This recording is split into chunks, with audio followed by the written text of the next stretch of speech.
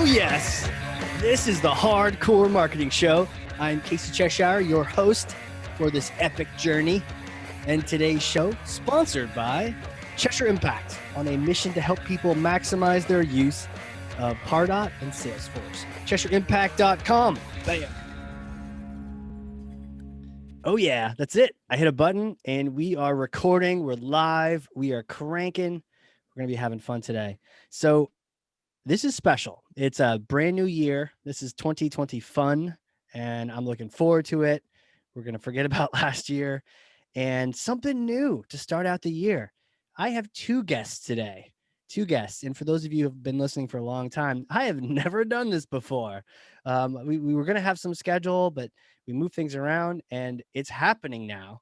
And so you get to experience along with me. How do I do it? Well, I'm going to start by introducing one of the guests who is actually returning. We've chatted with him before. We had a great conversation. I've known him for a long time. OG Pardot, but he has risen to the point where he is a marketing keynote speaker. He is the guy you get to keynote your whole event. Author of many, many books, including the most recent, The Context Marketing Revolution, host of an award-winning podcast, the Electronic Propaganda Society, director of market strategy at Salesforce, Mathew Sweezey. Welcome back. What's up, Casey? Hey, everybody. Man, so you're back and you brought a friend and an amazing guy. I want to introduce him next. Fighting out of the other corner, customer experience thought leader, an entrepreneur, a host of another podcast called the Revenue Revolutionaries, which I just love that. I love the idea of revolution. Co-author with Matt of the newly released ebook, The New North Star, Experience is the Method, Outcomes are the Goal. Love that title. Co-founder, chief community officer at MetaCX, Dave Duke. Welcome to the show. Thanks, Casey. It's great to be here. Matt, great to see you as always, and excited to have some conversation here. I really appreciate the opportunity. Yeah, no, it's almost too much to have either one of you on the show. So it's an even crazier idea to have you both on, but like, why not come out swinging in 2021? Let's do this. Do it. So what I'm going to do, we're going to be talking about Experience, that book you guys have recently released, all the research around it. I can't wait to dive into it. And so, Matt, it's coming back to you. You know how we do this. I'm going to pass you this thing. Here it is.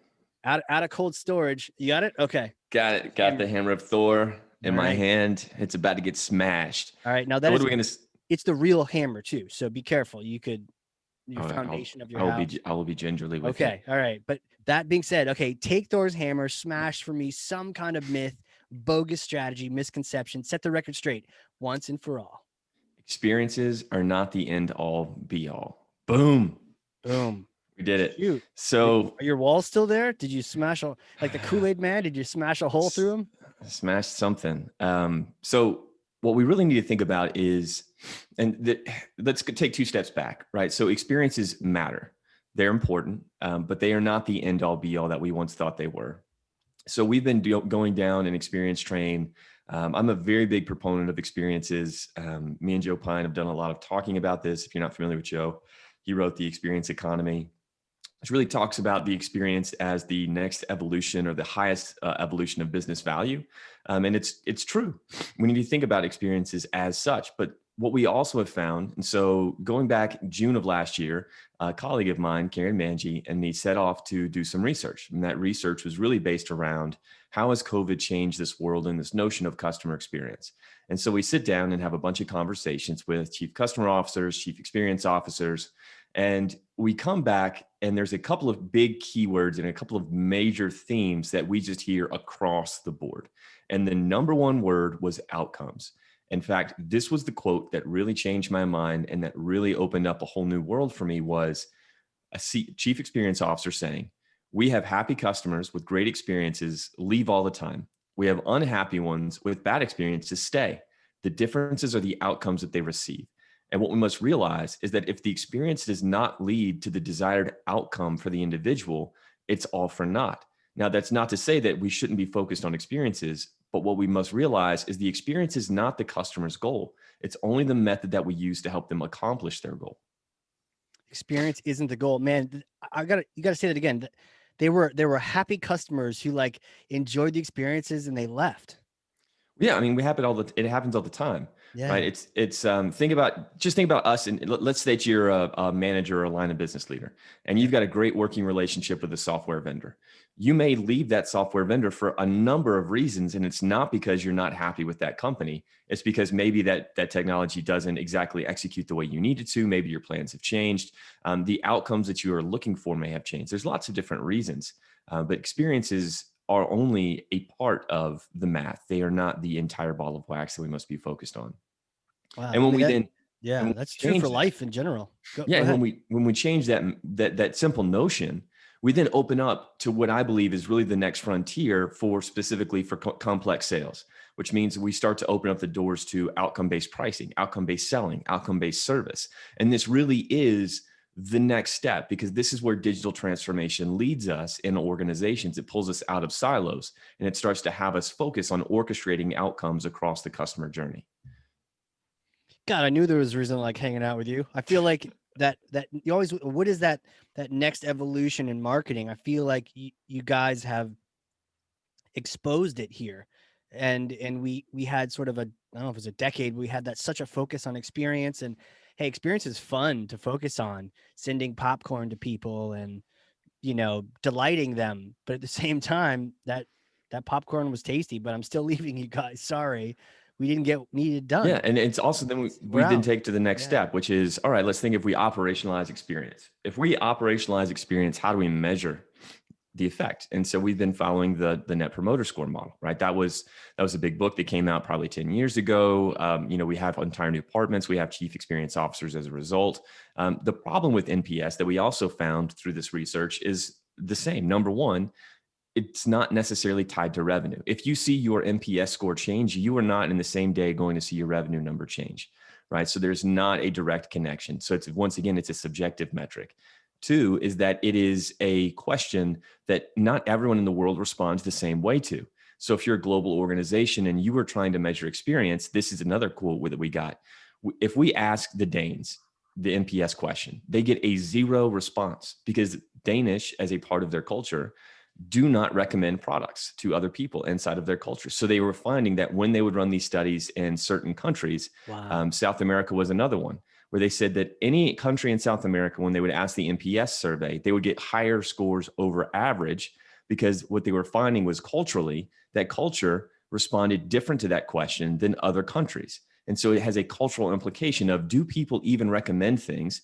Or if you are asking a person a question that is going to impact your business, are they going to give you an honest answer, or are they trying to make you feel better about yourself?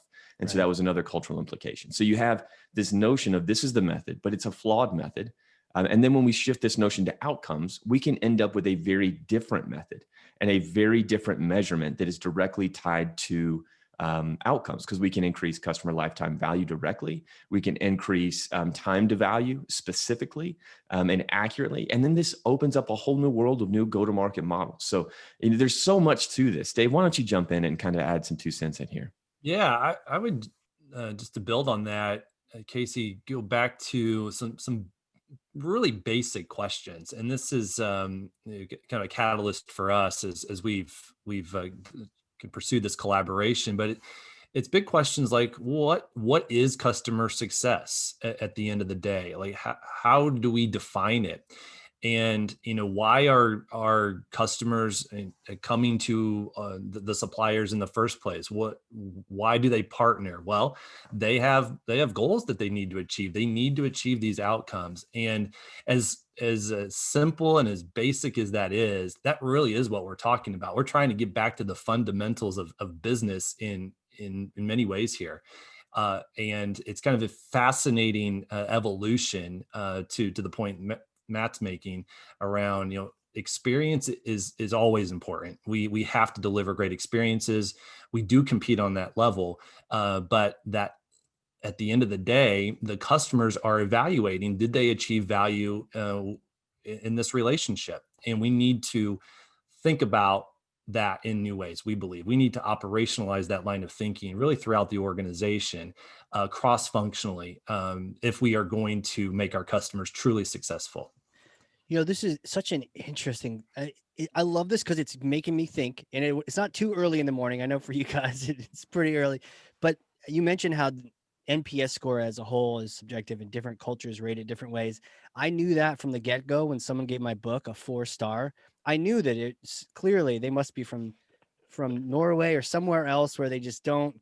Where's my 5? Where's that 5th? But no, all joking aside, like cable companies, we know that they have the lowest NPS scores on the planet, but I'm not getting rid of Comcast because that's how we're connecting right now.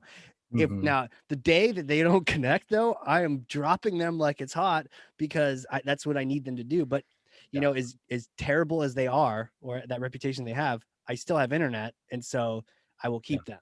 It's Exactly doing right. the job that you need it to Yeah. do ultimately, and the You're experience right. could be improved, but you're evaluating, is it doing the job? What I Yeah. would also say is that, we have to think about some of the macro dynamics that are at work here, especially in technology and in SaaS. There's more competition than ever. It is, subscription model has now taken hold. So, when we step into those relationships, there's not always a long-term commitment. Usually it's an annual exercise. And from a customer success standpoint, you're on the clock, really from the minute that they sign the contract, if not before, as they start to align to your organization, kind of believe in what you're pitching them. So, we need to think about the consequences of not delivering value. We need to think about, how do we set the tone from day one? How do we set expectations? We can break that down more here as we talk, so that the customer is in a position to be successful, but also the supplier is in a position to be successful when we get to the renewal exercise, because it's this ongoing cycle of, what have you done for me lately? Have you delivered value? And if you did, then we'll keep going and we can have a long-term relationship, multi-year relationship. But if you didn't, I'm out and I'm going to go talk to one of your competitors. So that's why this is so important, because we need to protect revenue, we need to grow revenue, and we need to understand how that actually happens. You know, you mentioned SaaS too, and I run Cheshire Impact, and so on the professional services side, totally get this, makes total sense. It's critical, but on the SaaS side, I can see it being challenging because when we all work in different tools and we've worked at different platforms where you got to get people to actually use it. It's not enough that they're thrilled with the experience like we're talking about, but in terms of customer success, you can't like force them at gunpoint to use the features they need to use to be successful. So it kind of brings up that larger question of how do you make sure that they're successful? Yeah. So let's just dive right into that real quick, because I want people to be able to leave with a theory. There's a new idea, but I also want you to be able to leave with some tactics that you can go home and like start to implement tomorrow with this concept. Totally. All right. So let's break some things down. The simplest and easiest thought we can have is this notion of a business review, right? So let's say that you don't do outcome-based pricing, you're not doing outcome-based selling, you're not necessarily doing outcome-based service, but you can implement this one thing without any of those other things. And that is changing the way that you think about a business review. So traditional business review is you go to the customer, it's usually an annual or quarterly basis, and you're sitting down and you're saying, all right, it's usually a large PowerPoint presentation, which is going to show a lot of statistics on here's the usage, here's the adoption that we've put in. Usually an hour-long presentation kind of goes through, and that's it. It's a business review, right? We're going to show you how you're using this. You're going to tell us how we're doing. And this is just a standard part of CSG. The problem with that is that it's not really doing anything other than just a check-in, right? And it's usually done right before renewal. And then we all understand how bad this problem is. So if we change this idea and we implement this notion of outcomes into the equation, how does that then change a business review? Well, let's think about it. Number one is, if we know what the outcome is, we know all the sub aspects that the outcome needs to achieve itself. So we can now start to break this outcome down into very small micro steps or milestones. Now we can switch this cadence from a quarterly or annual cadence to a milestone-based cadence. So once you've reached that next milestone, let's wrap. Let's use a one-page, almost like a one-page business plan, which startups use. Let's use this one-page alignment plan. And then let's use that to tell you what you need to do specifically next, how to get you to that next milestone, to get you to that achievement. So now what we've done is we've flipped it from going from a long-term and a quarterly or annual basis. We've changed it from a presentation, and we've changed the time frame. So now it is milestone based. So the cadence has changed. What we are using is a one-page alignment document to make sure we know exactly what we need to get to the next step. And now we are working to achieve the outcomes. So we are actually now becoming a true partner, helping this person achieve. Then what we can do is we can add a measurement to this, which is time to value. Now, this is not a new metric in organizations in CSG, but the focus on time to value needs to be elevated, because now what we can start to do is the time to value to these milestones or to the larger thing. And when we can start to ensure that we can decrease the individual's time to value, when we know I can say, I can get you to that outcome in X days, we now have a competitive differentiation, because it's not just I can sell you the promise of this outcome. I tell you exactly how long it's going to take you to get to that outcome. And we can even take it a step further from there. And you can then start to do these TTV numbers based on the maturity models of the customer. So it becomes very, very accurate. I'm going to pause. That was a lot. I just get really excited. Sorry. Yeah, I good, think though. Matt, good. back to your book, this is about context. Like, this is about working in the right context, really on a daily basis. To build on what he's saying, it's do we understand what the customer needs to achieve in the beginning of the relationship, and then how are we managing the work in that context throughout the life cycle? And that's where there are areas that break down today, because we are not setting our teams up for doing that, and just managing customers for the majority of my career. Like, it was really on me to kind of figure out how to advance strategy with my customers. I was not given a lot of guidance, maybe a framework here or there, but not a lot of a strong tool set. Let's put it that way. So I was always kind of scrambling to orient myself to manage the customer in the right context. So we think there's a lot that can be done to empower all functions to work in a better context, to better serve the customers, to accomplish what Matt's outlining there. And if we just boil those words up just to the big buzz keywords of the day, what we're hearing is, number one is digital transformation. Digital transformation means moving our organizations into a different organization. It doesn't just mean like buying digital tools and using digital things. It means operating in a new way. One of the number one foundations of that is moving your organizations out of silos and into concentric circles around these key moments of the customer journey. And when you do that, you now have a cross-function team that now shares metrics and then can orchestrate these outcomes. And that's the biggest key thing that we must understand, is an outcome is not a single team creating this outcome. So if we go back to any moment on the customer journey and you look at what is required in that moment from your organization, there's every member from every team that's going to be required. There's going to be an IT element. There's going to be a CSG element. There's going to be a service and insights element. There's going to be a marketing element. When we then decentralize and start to reorganize, we can then start to orchestrate these outcomes in very fast, efficient manners, Agile being the methodology that we would use to then actually do this work inside of these new concentric circles. So that's also something that we found in our research, is that this is going on right now as we are watching organizations move into this model so that they can orchestrate these outcomes for the sole reason that it is a competitive differentiation. It is a way that they are able to guarantee that these outcomes exist. And then you take this one step further. If you're an organization and you can automatically guarantee I can get you to this outcome quicker, you automatically have, Casey, you and I know automation. Dave, you know automation because you bought us, right? This was that's how me and Dave know each other. He was at Exact Target. They purchased Pardot. Yeah. So we all understand automation. Once you can then start to leverage automation, orchestration, and systems to ensure that these things happen, you now have a different go-to-market strategy that can open up radically new doors. In fact, we are seeing enterprise software vendors move into a freemium market model because they can ensure the delivery of those outcomes. They don't have to spend thousands and thousands and thousands of dollars of lead acquisition, of going through expensive sales processes. They can go to market in a totally new way because they can solve very specific outcomes automatically and at scale. That is a massive change for an organization. Is the idea that they can offer the freemium because they know very quickly you're going to be finding the success that is tied to value, and you're going to be willing to pay for that. Exactly no right. problem. If I know what your outcome is, it doesn't matter how I get you to start. If I know what your outcome is and I can deliver it, I can automatically move you to that place easily. And then that's the value. And then you're happy to pay for that value. Mhm. So it's just changing a lot of different things. Yeah, I see a lot of apps doing that these days too. Just even the iPhone apps. Hey, try this, freemium version. But the question is, can they get me to that success to feel like, oh, there's value here. I would pay anything for this app. Yes, let's go. Crank up spend whatever we need to spend on it. Yeah. I actually just experienced that with DocuSign the other day.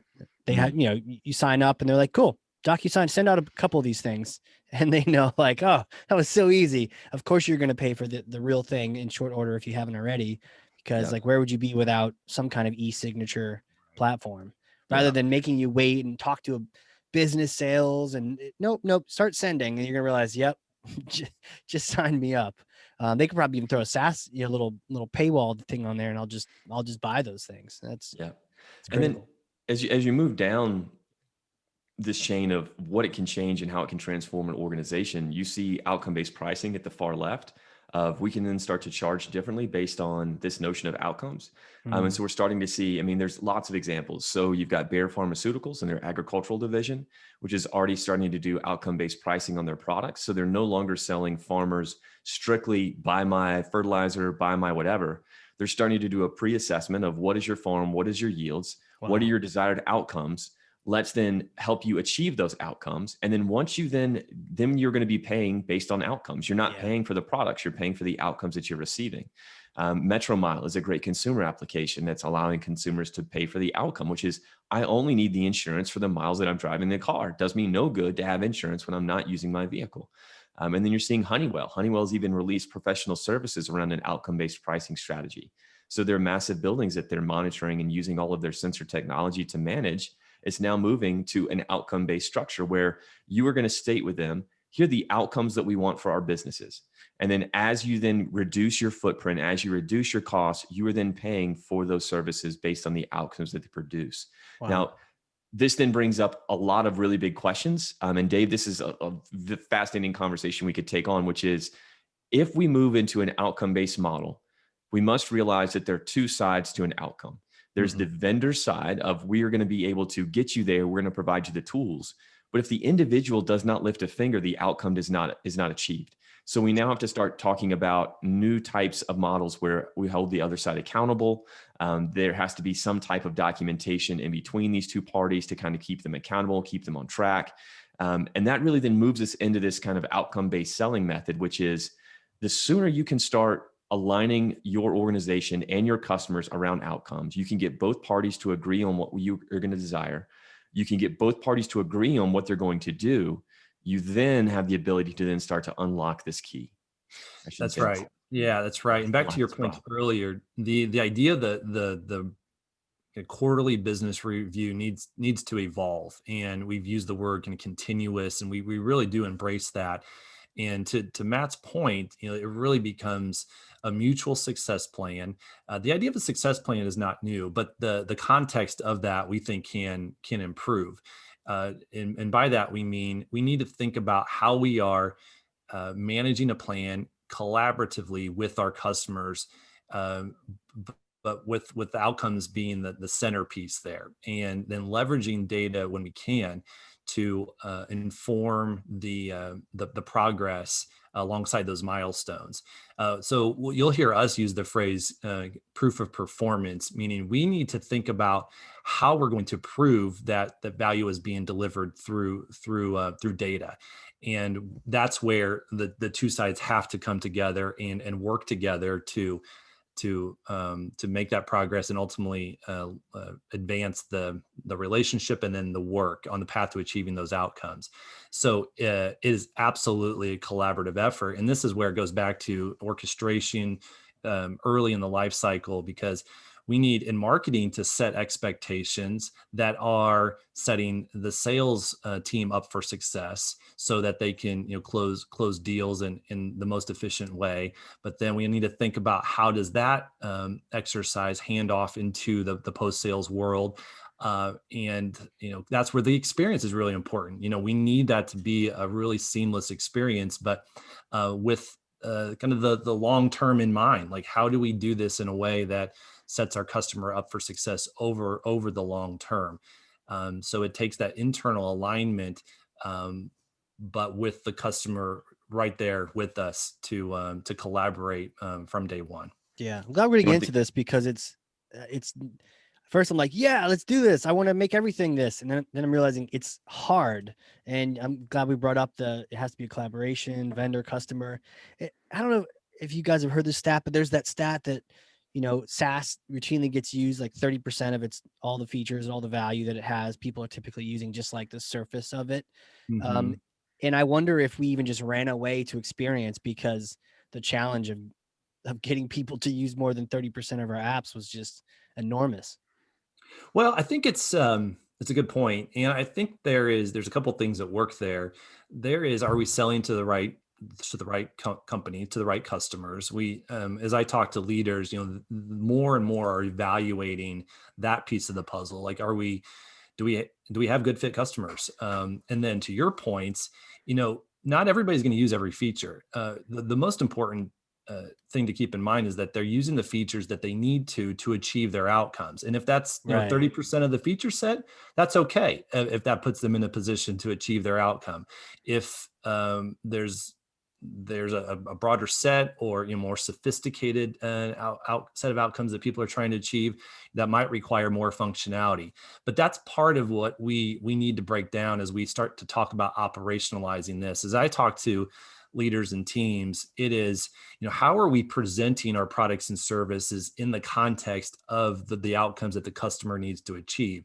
And that's where we need to advance the success planning exercise, because I can't even tell you how many times throughout my career I was asked, are we using this feature, or why are we using this feature? The customer success organization needs to be able to explain that, but I would argue that the sales team and the marketing team also need to be able to articulate that. There's reasons we are recommending you use this feature, and the customer needs to really understand that. But it's definitely a spectrum. It's not a one size fits all dynamic, and that is what we need to help organizations figure out. Nice. What part does marketing play? And we've kind of touched on it a couple times. A lot of marketers listening, a lot of folks in the revenue team. What part do we play? And then, or maybe that question, and then also the question, Dave, customer experience and customer success, whichever you name your department. Maybe a background on what you guys even do, and then tying into how marketing can play a part in that. Yeah, absolutely. So MetaCX at a high level, we are thinking about new ways to bring buyers and suppliers together, kind of in the spirit of collaboration, to manage relationships in the ways that we're talking about. So how do we sell outcome-based agreements? How do we manage those outcome-based agreements kind of in the spirit of the life cycle? So we are quite literally trying to help organizations operationalize an outcome-based approach. But we also believe fundamentally that there's better ways to collaborate with organizations. You'll often hear us say that the customer's kind of been left out of the systems that are being used to manage them. So what would it look like if we brought the two sides together in some new ways?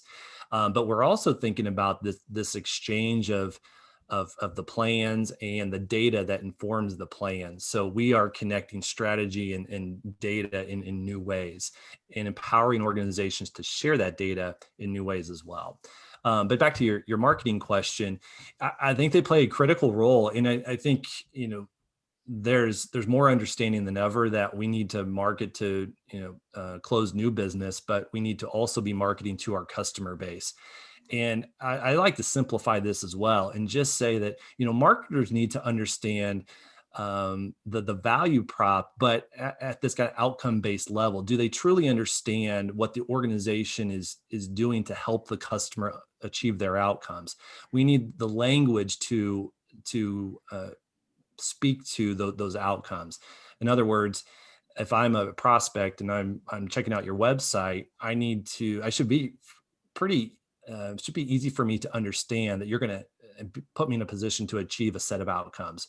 And then we can talk about how that can be customized to any given organization. But at the end of the day, it's really this evolution of the value prop. Is it really hitting on an outcome-based kind of set of language? I want to kind of play a different angle on that from the marketing standpoint. And there's a current state and a future state. So the current state is what Dave's talking to, of kind of how can we think about moving this currently. Future state is you're not going to have a choice. You're going to be forced to market on outcomes. It's once a marketplace has gotten to a place of commodity, which pretty much most of us have really gotten close to commoditization at this point in time. If you're a technology software space for any number of years, you have lots and lots and lots of competition. Everyone can do the same 5 basic things. The difference is how quickly can I get you to the outcomes that you want? So marketers are going to have to shift to this new method and these new models, right? Outcome-based pricing is a marketing model.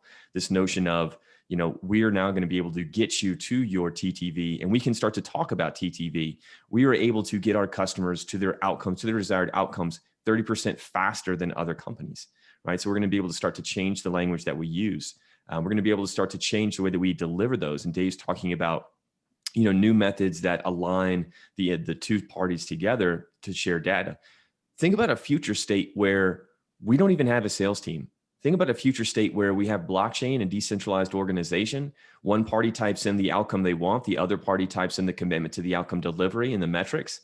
You then just start using the software. And once your outcomes are met based on the data that is shown, you're automatically drawn out of your bank account, right? Like that is a future state that is very possible. And it's only achieved when outcomes become the key between the two parties. How do you track that?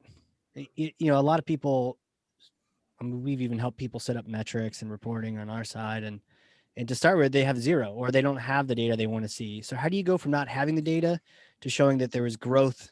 Hey, you use this tool, this marketing tool, and you went from here to here. But if you don't have that baseline, how would they approach that?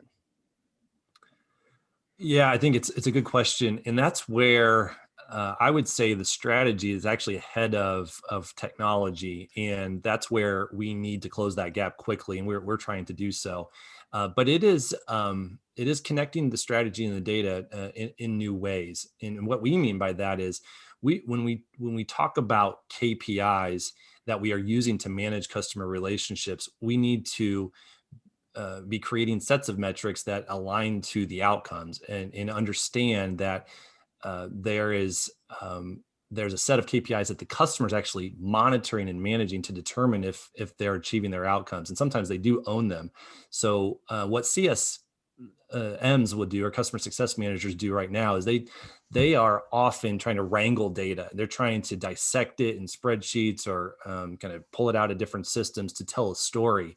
And we think that needs to be easier to facilitate. But then we also know, when we talk back to kind of proving out performance, that the customer needs to be empowered to share data in new ways back into the supplier organization, because they own that. So what could that look like? We're asking big questions like that. But it does come back to the metrics, and kind of key question: are we focused on the right set of metrics, and then do we understand how we can kind of manage the work and the relationship relative to those metrics? Got it. And kind of, Casey, I want to jump in real quick on that too. Is all this research that we did, really what we need to realize is that you're just not going to tomorrow wake up and say, I'm going to be an outcome-based organization. The path to outcomes runs through experience. So the companies that we are looking at, that we are interviewing, that are really heads down deep into these outcomes, have been on an experience path for many, many years and have full executive buy-in from the highest levels to redo their organization with initially a focus on experience. Through that lens of experience, they were able to reorganize and understand experiences are very powerful. Their organization was able to understand that power. Then they took the next step and saying, but wait, there's a greater or a higher power that then can compete against this even better. And that was then this movement to outcomes. So as we go down this path, right, this is still a question mark that hasn't been answered, is can you leapfrog this whole step of experiences and go right to outcomes? We haven't been able to do the research yet to answer that question. Okay. But so just remember, like, this is a pathway. It's a long and continuous path. So if you're not there today, don't think you're just going to be there tomorrow. There are lots of moving pieces and parts, but it is a journey. And the number one step, this is from every bit of research we've done, the number one step is you have to have full executive approval to do this. Without that step, you're not going to be able to really move down this path in a significant manner. Yes, you can change the quarterly business reviews. Yes, you can do these other elements. But to really do this at an organization and to operationalize this, you have to start with that full executive approval. And that executive approval, they need to approve what? Outcome-based or experience-based? They need to something? understand that their organization is going to have to transform the way that they think about going to market, the way that they think about selling, the way that they think about service. And number one, that has to be underscored with this notion that experiences matter. And only those experiences that lead to outcomes are the ones that they should be focusing on. Because that then brings up the next question. If you're an experience-focused organization, what experiences do I put resources towards? You could put the resources towards experiences all day long. But the reality is only the ones that help them achieve their outcomes are the ones that really you should be investing in. Okay. So first step is getting that, obviously, that senior level buy-in. Is that next step then embracing experience, or to your point, you're embracing experience, but then you're trying to very quickly track that or set those up so that you can track how effective they were in achieving your outcomes? Or what is step two? Next step two, and Dave, I'm curious to hear what your thoughts on this would be. Step two is a pretty standard step, which is customer journey mapping, right? Let's map the customer journey and know kind of where people are going with the notion of where do they want to end up, and then how do we get them there? So then once you have that understanding, you can then take the next step, which is then start to then decentralize your organization, move out of silos and start to co-own metrics around these key moments, and then start to organize and orchestrate teams around these key moments. With that, then you can start to implement new methods that then achieve those outcome deliveries.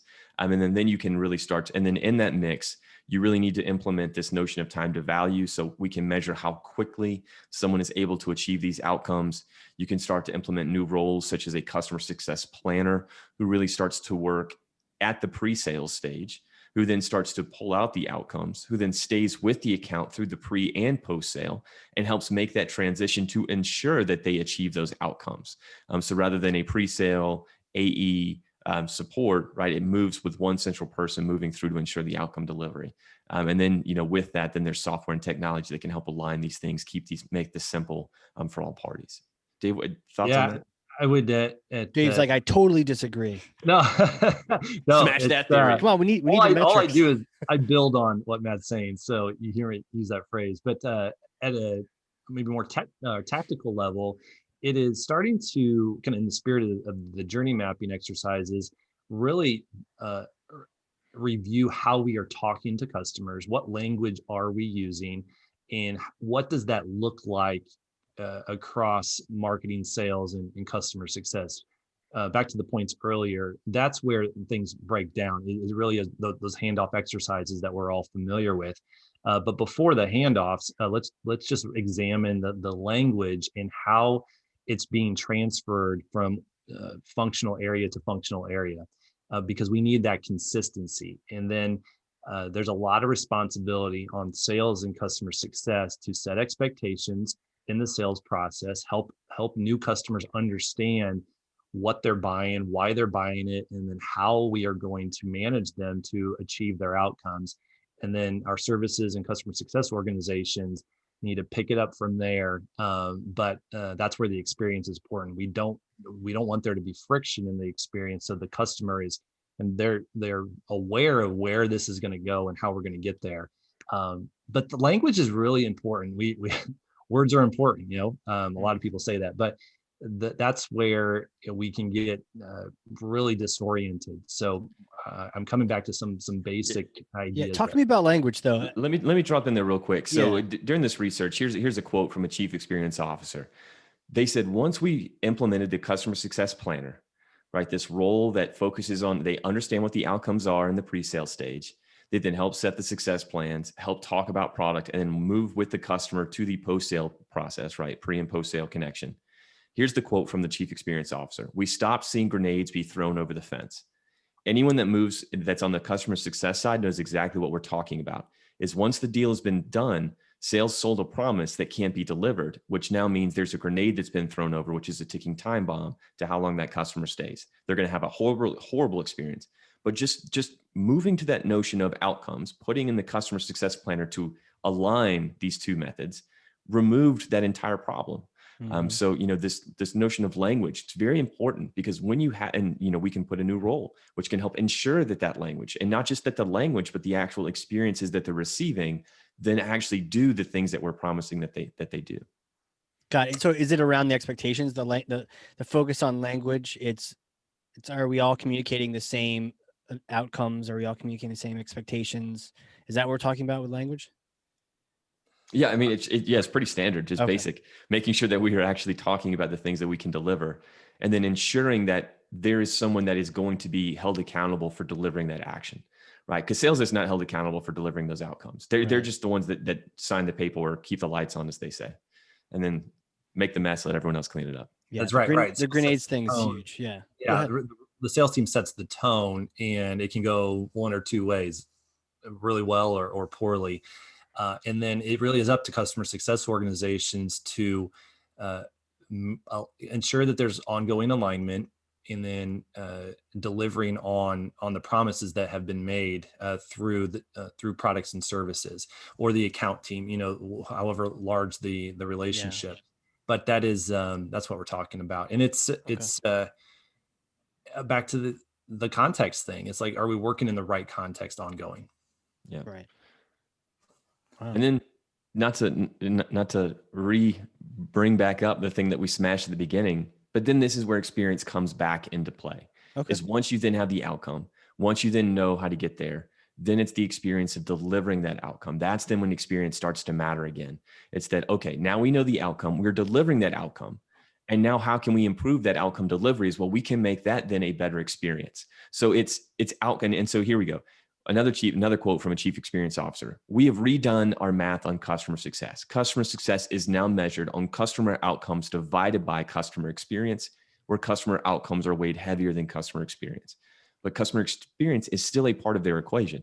It's just not the primary motivator, right? So we can break this down in terms of hierarchy, right? So an experience that doesn't lead to an outcome can always be surpassed by an outcome with a poor experience.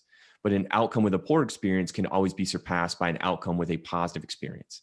So we can start to see how these two things work together to create a better future. Can you say that again? Yeah. So that was really good. A great experience that does not lead to the outcome is at the bottom, right? Yes. So we had a great experience, good, but it didn't lead to the outcome, customer leaves. We can have the outcome achieved in a poor experience, and that will keep more customers. Then we can have an outcome with an amazing experience to keep even more customers. So the highest goal is outcome achievement via the best experience. Experience is really just the method that we use to deliver efficiently and effectively and make it easy as possible. Achieved, and it was a wonderful time. Yeah. It's interesting that it circles back around now to experience. So it's not like we're saying all the experienced people are idiots. We're saying, not at all. No, yes, and like outcome, and then let's make, Right. I guess it goes back to everything. Just make sure that the things we're doing are moving something forward toward a goal. Now, actually, question on that. Dave, you have something? I was just going to say, it's about business impact, and back to I think the first point I made was customers sign up for a reason. Do you understand their reason? And then delivering on that. Right. So this kind of ties into that. Customers sign up for a reason. And depending on how great your sales team is, especially for some SaaS apps, and how great your marketing experience is, you have a concert with a cool band. What happens if they've purchased and they don't actually know the outcome? And is that just you got to go figure it out, or does that play into any of this at all? I think it is up to the suppliers to ensure that they understand the new customer, the prospect in the sales process, to ensure that we are setting them up for success over the long term. So we do get that question, and it's important to kind of parse through that. And that's where I say, like, it's really up to us to ensure that the way that we're talking to the new customer is kind of outcome based. There's a clear understanding of the value that's going to be delivered over time, because of what can happen if they don't understand that. But I would argue, like, it's already there. It's just it's how we're talking about it that is sometimes problematic. I guess that goes back to grenades anyways, right? If they don't know what the outcome is and you sold it to them anyways, that's a recipe for a really potent grenade. Yeah. Right. And it's back to like there's a problem, that is needing to be solved. And it's clearly aligning that problem, that set of problems with the outcome language. That's at the heart of what we're talking about here. Yeah. And I think it goes from a duh statement of you sell something that does X, it does nothing other than X. You can pretty much assume the outcome is they want to do X. But then the question then becomes, what specifically is that? So we can then take that to a higher level. So one of the interesting things we also saw in this research was the level of sophistication that organizations are getting to around outcome delivery and outcome experience. The most sophisticated example I saw was they had mapped the time to value requirements based on the maturity level of the customer. So customer comes to them and say, we want to achieve said outcome. Well, everyone has a different path to the achievement of that outcome based on where you're starting, which is we have to also make sure this is part of the equation. If you know where they're starting, you know exactly the path that it takes, and you can have a real conversation with them that says, this is the reality that you're about to face. You have a couple of options. You can do this the quickest way, you can do this the best way, and then give them choices. How do you want to achieve this outcome, right? So now we start to collaborate with the customer on how do we achieve this outcome. But it was that very big insight of saying, well, we have to realize that not all customers are going to have the same path to outcome achievement, even if it's the same outcome that they want to achieve. So, map it to their maturity. Then from there, we can then create microservices to help your teams. And this is not what I'm saying we do, but I mean, like you can. This example specifically, they created a microservice that then guided, next best step, next best action, guided the CSG department to actually those micro milestones. Okay, here's the next milestone you need to help them achieve. So there was a whole nother customer experience angle that comes back, employee experience angle that comes back of saying, well, once we have alignment on the outcomes, we can now create a better experience for our employees to ensure that outcome's delivered, creating a better customer experience as well. Yeah, I'm glad you brought that up. I was about to challenge you on the duh thing, because I think there's some platforms that do one thing really well, but then they keep adding so many. I mean, think marketing automation, CRM. Why do people even buy CRM? Is it to help sell more? There's so much to it these days that, but when you add in maturity, it makes total sense. Okay, these people are very mature. They can get to these higher levels very quickly. These other people, they're looking at marketing automation and they still have billboard and radio ads. Like, okay, well, there's a process here we're going to have to undertake, and it's going to take you longer to get to some of these later points. But the context, it's perfect. It makes sense. Also an exercise of just staying close to the market and then your customer base, and understanding why they are using your product in the first place. Like, my point there is that it's really necessary for, I think, sales and customer success teams to just be curious and always be trying to understand your customers better. There's, even when it's not obvious, or people have not fully adopted a kind of outcome-based approach, it's right in front of you. You just have to go talk to customers and say, well, why are you using this feature? Like, let's unpack that. Let's unearth that. If we are still like trying to figure out how we should be talking to customers, I don't think we should overthink it. I think we should just go talk to customers and really just peel that back. It's a great point. It's like my favorite consulting question when people ask me, they move from one system to another. Does this new program have XY feature that I really loved in my last platform? And the biggest trap is to just say, oh, yes, no, or sales falls into this. And the answer is actually, well, what are you trying to do with it? That's they're like, oh, I want to do this. You're like, yeah, there's like 9 features that can handle that. You're fine. You're good. Right. It's like the basic, like 5 whys. You got to press into that. And ultimately you'll more often than not, there's only so many business metrics. You're going to get back into, we're trying to retain customers. We're trying to grow customers. We're trying to close more deals. Like, we're trying to save money. So it really typically leads back to that in some way, but you need to understand how that happens. Right. Wow. Crazy. This is cool. I feel like I'm in the forefront. You guys are constantly researching, and I just get the benefit from learning from you guys. And, Matt, I learned a lot about you from our interview. Dave, you're this new mysterious person who knows all these things that I don't know. My question to you is, like, who are you? Can you like take me back in time to like little Dave growing up? Were you always thinking customer experience and outcomes, even as a 4-year-old? No, no, no. Yeah, happy to go back a little bit. This is fun for me. I don't get to do this too often. Yeah. But I'm in Indianapolis. I'm kind of a born and raised Hoosier, from a town, Muncie, Indiana. And I went to Like the actual Muncie. So you were just like hardcore Indiana. yeah, are you familiar? Well, is the Hoosiers movie from Muncie? Oh, well, the What- Hoosiers movie, so you're hitting a fun spot for me. If you see that shoe, you see that shoe in my I back. saw the shoe. Yeah, you were talking about customer experience. I totally missed it because I was just focusing on that shoe. That shoe, fun gift. I just turned 40. It's signed by the team from the movie. From the So movie? you hit on a soft spot. That's my favorite movie. From the actual Um, movie? It's like yeah, all the actors that were in the movie? yeah. Gene Hackman is on that shoe. Isn't that cool? That's Um, crazy. so Muncie, though, that's not where it was filmed. It was Okay. filmed throughout the state. But the Hoosier Gym is in Knightstown, Indiana. Okay. You can actually go there and rent it. It's like a community gym.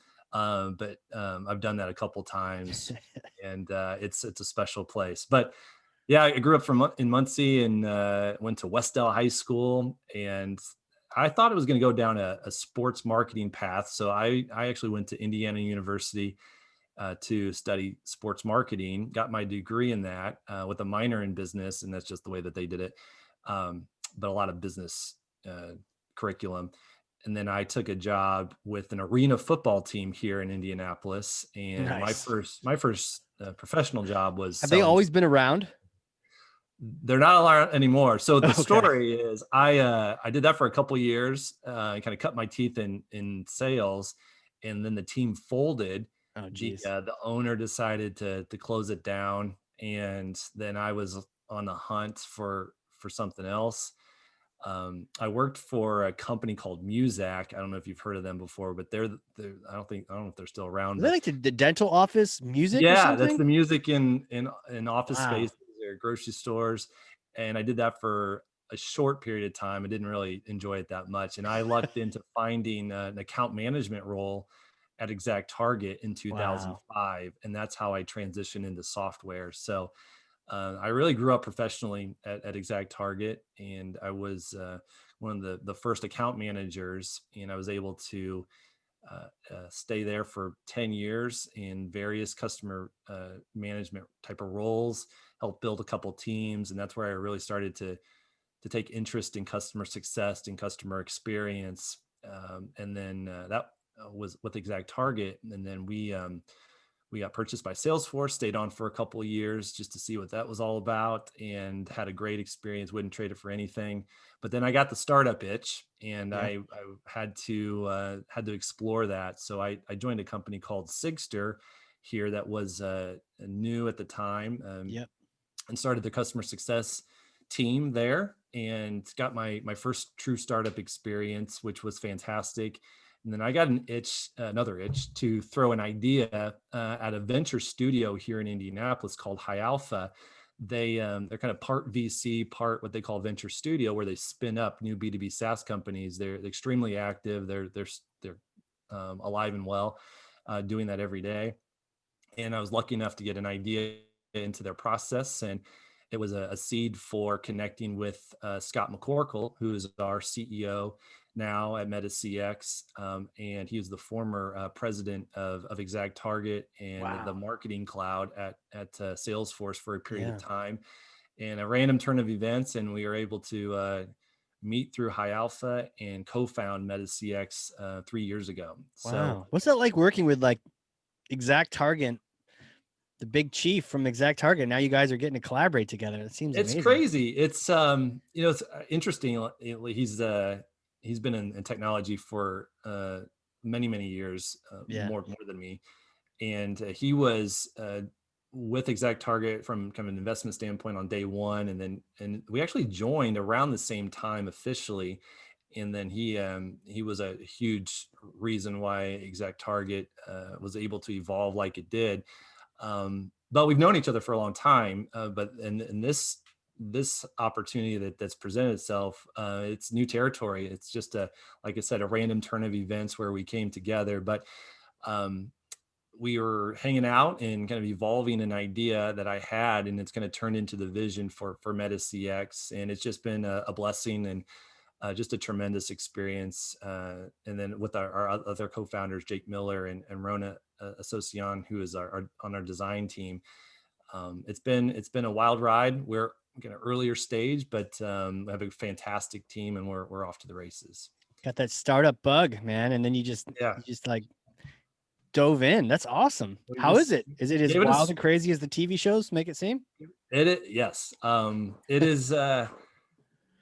It's everything that it's as hard as you think it is, or you might maybe assume it would be, just to start something from scratch. It's very hard, and there's no reason to sugarcoat it. It is trying to create something from nothing. We're taking a really big swing, and we've got a great set of investors and a great team, but we've still got to make it happen. So execution is everything. We have a fantastic vision, but it's a grind. It's really hard. It's a roller coaster, and you just got to kind of stay even keeled and work through the good and the bad. And we're doing our best to do that. Man, crazy. Did you guys meet at Salesforce? Is that how you first connected? Yeah. So Exact Target was fortunate enough to be able to acquire a Pardot, and Matt and I connected through that acquisition. Cool. Yeah, so we go back a ways. Just a few years.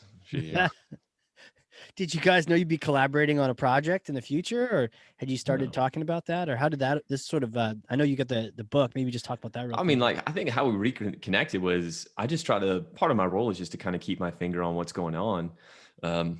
Saw they were doing something new, reached out to Dave, probably, I don't know, earlier last year, trying to kind of catch up, see what they were doing, how things were rolling. Yeah. And then once they really kind of filled me in on what they were doing, we had a conversation, and then went back and just doing my research, doing my normal world, and then start to see, the signal bells go off of, outcomes. I hear outcomes. So then it's reaching back out to who the people that I know on the frontier of outcomes. And well, there's Dave.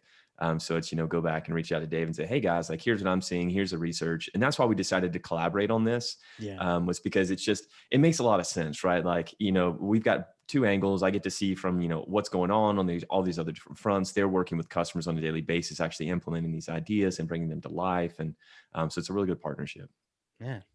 It's been really, really fun to reconnect. And it's, you guys been part of large organizations before. It's just like, there's so much power in the network that you build within a large organization. And it's fun to see how people come and go. And it's really important. I appreciate this more than ever as I get older, just to stay connected, to maintain these relationships, and then opportunities like this present themselves, which has been a lot of fun. Yeah, the funny part was when we were talking, so he mentioned Jake, one of the other co-founders. Is he CEO or president of, what's he doing over there for you guys? Oh, well, there's two Jakes. Jake Miller is on the technical engineering side, and then Jake Sarofman is our president. Sarofman, yes. So Dave and me and Jake Sarofman were kind of working on this project together, and I was talking with Jake. Jake's like, oh yeah. So he knows like my boss's boss. He's like, oh yeah, me and him go way back. And so he dropped him a note. It's like this kind of funny, like everyone kind of knows each other. Small world. Everyone's connected. Man, it happens like that, and I think that's where the really interesting connections come from. So this, we mentioned at the very beginning, but you've got this ebook, this massive report you've created, the new North Star: experience is the method, outcomes are the goal. That's a cool title. I don't know how long it took you to workshop that, but that is fantastic. How long has this been in the works? We have a great copywriter. Matt, we've been at it for, I'd say, a few months now. Before the holidays, for sure, and I'll call it 3 or 4 months. Yeah. And the interesting aspect is it's really kind of a POV, kind of helps you get started, see what's coming, brings up some notions that we need to be thinking about, such as the performance economy in the future of how we're going to compete moving forward. What are the steps that we need to take? What's the maturity model of where am I? How do I move to the next step?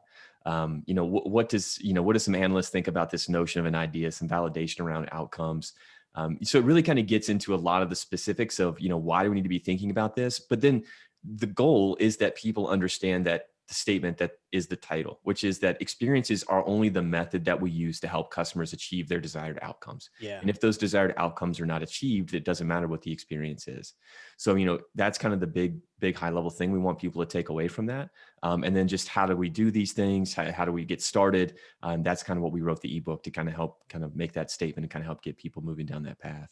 Nice. What we'll do is we'll put a link to that in the show notes here for that, so people can click right on through and get that, and get some. I feel like I've learned so much already on this podcast. It's going to take like a couple of days to digest, but this is like, get this next, and then you can take it further. So this is fantastic. Dave, question for you before we get out of U Zone, and we're going to talk about fishing in a second. Before we stop talking about you, though, got a question. It's a bit of a hypothetical. I may or may not have a time machine in Nashua, New Hampshire, where I'm based here, in the backyard, covered with a tarp. But it may or may not be true. So let's say COVID's done. We sweep the acorns off the time machine. You get a chance to use that. You go back in time. What a setup, right? What a setup. You go back in time and you meet yourself. You just got that degree, you're sports marketing, you're about to go work for the arena football team. What would you say to yourself, knowing all the things you've experienced, all the things you've done, people you've met, all those connections? What kind of advice would you give yourself?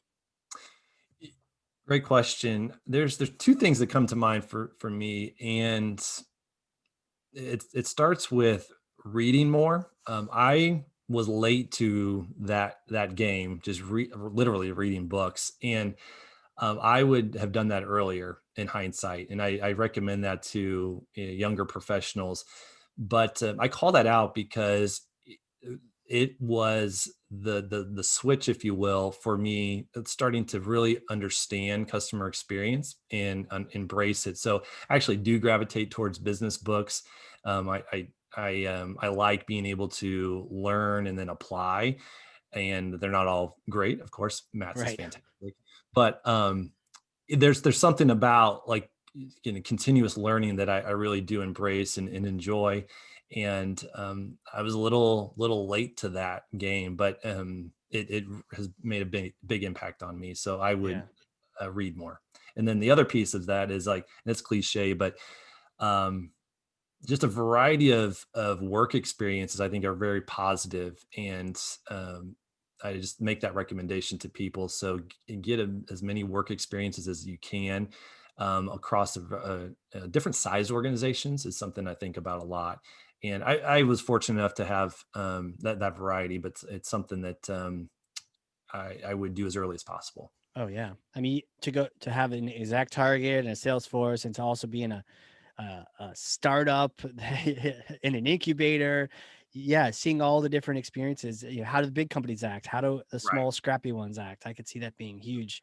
It just shapes your perspective, and then it can inform, like, what do you like? What do you not like? Startups aren't for everybody. Large organizations aren't for everybody, but you should kind of come to your own conclusions there to pick your path, if you will. So you mentioned the books, though. Anything you're reading now? Anything you recommend? I think Tim Ferriss has that. What's your most gifted book? Do you have a book that you recommend? I need to get some more books. I just finished a great leadership book. I like to read leadership books. No Time for Spectators. It was actually written by a 4-star general, former Martin Dempsey is his name. And randomly, I've had a chance to meet him, and he put out a book that I just read. And I also just read a book called Disciplined Entrepreneurship, because I'm still learning about entrepreneurship, and it's kind of fascinating to me. Then there's a lot of great teachers out there on that note. So I've read those two most recently. That's awesome. It'll be interesting. I'll definitely check that out. The idea of discipline and entrepreneurship. It's like those things coming together. It's interesting. Yeah. There's it's really good to learn from those who have done it before and have learned a lot along the way, and their failures and their successes. Matt, what about you? Your books? Books. I mean, I just finished Pat Conroy's The Great Santini fiction novel. From business book standpoint, wasn't that a movie? Maybe, I don't know. I think Prince of Tides was a Pat Conroy movie. The great. You said Santini, right? The Great Santini. Yeah. Yeah, I yeah, don't it's know. definitely a movie, 1979. Oh, this is a Oh, great movie, dude. You need to go see that movie. I Well, haven't. I I guess you've mean, read the I book. just got done with the book, so yeah. All right, didn't even know there was a movie about it. So I'll go Oh, check that out. I think, but honestly, these are the books I'm reading right now. So Game Storming, The Surprising Power of Liberating Structures, all these books about facilitation and game theory and game technique. That's really what I'm super bullish on and reading right now. So they're not even like, they're more or less just like manuals of lots of games and plays to play. But it's, I don't know. I'm very bullish on this notion of innovation technique and facilitation technique of how we move forward of organizations, and just kind of doing a lot of deep dives into that. What was that second one? Surprising Power of Liberating Structures. That's actually all open source. You can just Google that, and the whole book is Jeez. published Wow. online. Yeah. Well, I guess super that's fun. fitting, right? It's very meta. Yeah. It's a liberating structure of an open published book. Yeah. It's cool. Awesome. Well, sweet. This has been crazy. This is cool. It sounds like we were talking earlier. It sounds like we all need to plan a fishing trip, talk customer outcome experience, and on a boat. yeah, I'm up for that. I think that's a great idea. I hear Matt's got a lot of options these days out in Colorado, so we need to take So advantage. can one of y'all teach me how to fly fish? Because that's the next thing on my list. Yeah, right. That seems hazardous, but really cool looking. I Are need you to gonna learn tangle with you. yourself You know, up with like the you fly flip line? it back and it gets in your ear or something, like the movie. Oh, so I got a funny story on this one. So me and Dad are fishing when I'm like 7. We're in a canoe and we're in this like, lake or whatever. And Dad, so rooster tail, you guys, if you're a fisherman, you know what a rooster tail is. It's just like a little treble hook with like a little spinny thing and some feathers. Dad throws it and gets stuck in a tree. And as we all know, like how do you get a lure out? You yank a little bit and it comes out. Well, it comes out and shoots directly into my dad's thigh, like straight in, 2 treble hooks into the thigh. And Dad goes, "Son, I think we're going to have to go in." And I was like, "Dad, it doesn't look like it hurts that bad. I think we can stay out a little bit longer." But it was, yeah, when Dad's like, "No, son, we're going in now." I mean, he had to like, it was gross, but yeah, it was pretty funny. But yeah, so it How can do you get get it out? dangerous. Did he have to like get pliers and like their barbs and? Oh yeah, yeah. Well, we don't need to get into the details because I think it might be a little too It is the much for some hardcore people. marketing show, but okay. I mean, so all right. Boy Scout training 101. Yeah. You push it through. You either clip the barb off and then pull it back out the other way, or just cut the top off. But you have to push it through first. Push it through. Did you help him with that? No, I was like 7. He's like, "Go play with toys while I do this." And you're like, "Bye." Oh, but here's it. On this is the funniest story of all time. So me and my cousin Tom, if you're listening, this is for you, brother. So we're back to back fishing on my cousin's pond, and he's got this dock, right? Once again, rooster tails are involved. I'm using a rooster tail. I guess I was really into them at this point in time in my life. And I get it stuck in a tree and it's behind me. So I'm like this, right? So it's like behind me. So I'm like yanking. And I don't see it. So it's like, I got to look and see where this thing's in the tree so I can get it out. I start to turn around, follow the fishing line. And there's my cousin, right? We're back to back. Fishing line goes right to his forehead. I'd hooked my cousin in the middle of the forehead. You were yanking on it? And I was yanking it. Man. He didn't cry. He didn't make a sound. But here's the funny part. So we're fishing with my Aunt Beth, who's a hilarious character in her own right. And then we're fishing with Charles McKinley. We're from a town of 250 people. Charles was like this crazy, brilliant man who he just insane, right? There's no doctor open on Saturday. So we take Tom to the dentist, and the dentist pulls the hook out of Tom's forehead. And then we go to settle up with the dentist, and Charles goes to settle up, and the lady's like, tells him how much the bill's going to be. He goes, "Well, how about I just pay you with fish?" And the lady's like, "No, sir, we don't accept fish as a credible form of payment these days." He goes, and then he starts making a scene in the dentist office because they wouldn't take the fish as the payment for getting the hook out. Like I told you, these are some characters, but that was just one of the funniest days. Like it was hilarious. There's so much to that story. It was a hilarious day. I love Dave, that. I don't know if we want to go fishing with Matt. I don't know. Let's just not bring rooster tails. I think that's the method. Rooster tails. Yeah, no, let's stay away from the rooster tails. But I can't top that fishing story. That's a good one. You know, there's a Salesforce event in Montana, Big Sky Dreaming, and I was able to go last year. And there are several people that were there, and they just got there like a week early, and all they did was fly fish. Their guides are bringing them out and everything. So I was like, oh, I understand why this event is so popular. You get to go to Bozeman, Montana, present, talk a little Salesforce, talk a little customer outcome journeys, and then go fly fishing and hiking. That's the way to do it. You got to blend the two if you can. Like we need to We need to do plan a that more. presentation. We need to Yeah. we need to pitch Big Sky Dreaming some stuff for this year, maybe. I think next if year. we theme our talk around fishing, we can then go shoot and get all of our action shots for the presentation the week before, and then we can write it all off. I'm just saying. Yeah, I hear you. And then you can Brilliant. buy new gear and expense it because it was for the Yeah, commercial. Yeah, or the Pretty shoot. much. You can do anything. And I guess the question is fishing all about the outcome or is it the experience? both. Both. And if you don't catch anything, but you had a great time. Yeah. All right. So let's go back to this. Let's go back to your thing. You can go fishing and not catch anything and have a great day. Yeah. But a day fishing and catching something is better than a day fishing and not catching something. And if you It's don't a great catch analogy, anything and actually, rains, it might be the best analogy. Yeah. Right. Well, the worst is like if you don't catch anything and it rains and your boat flips over and you get a rooster tail in the face. That's right. That's right. You can have a horrible fishing experience for all those reasons. Or you can have a fantastic one and catch the biggest fish of your life, which brings it all together. Right. So I think before this fishing trip, we're going to be like, okay, guys, before we get on this boat, let's talk about the outcome here. Yeah. Map it out. All right. We're going to get big fish. No matter what happens, we're going to tell everyone we got big fish. Got it? Okay, cool. Let's go. That's a good question. What's everyone's biggest fish? That's a good question. Oh, I'm so amateur. I can't even tell you like inches or weight. I would just hold up my hands like this. yeah. Like Mine was a mahi. I caught a mahi. We went out one day. Did you? I've not done like in deep sea fishing. I've Deep sea fishing? Mine's like a 6-pound bass. A solid. Yeah. That would be it. It's mostly bass fishing for me right now. How do I do aspire to fly fish? So Matt, I want to learn with you. So I think we just decided that we're going to have our own private fly fishing retreat. In We're Montana. going to talk about business, and that's going to be the method. That's it. Let's plan that trip. Dave, do you want to just have your company sponsor it?